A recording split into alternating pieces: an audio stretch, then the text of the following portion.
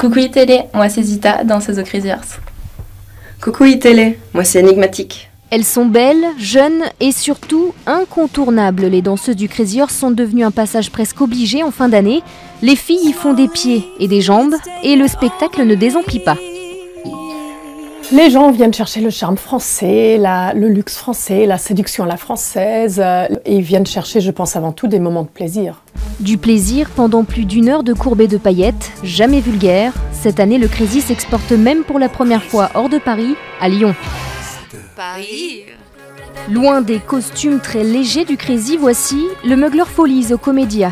Total look en latex et talons vertigineux pour des tableaux sensuels mais surtout très délirants. Le premier spectacle de Thierry Mugler revisite le cabaret dans un genre complètement hybride, entre numéros de charme, de danse et d'acrobatie. Il y a vraiment un mélange de genres qui est très important et ce qui fait, je pense, la richesse de ce spectacle qui n'est pas conventionnel.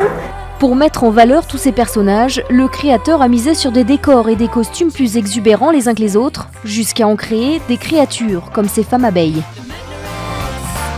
Ah, c'est pas évident.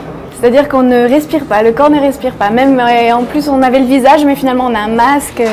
C'est assez compliqué. Dans une ambiance beaucoup plus intime, ces pin-up du Burlesque Club jouent aussi les coquines. Elles surfent sur la tendance du burlesque avec des numéros d'effeuillage d'époque. Le rétro est donc à la mode, avec une touche d'humour et toujours tout en finesse. On est là pour faire sourire les personnes, rire les gens et même beaucoup les femmes en fait. Et donc c'est beaucoup plus ouvert que du striptease classique à la base en fait. Ces pin-ups seront en tournée à Paris puis en province à Avignon. De quoi commencer la nouvelle année en beauté.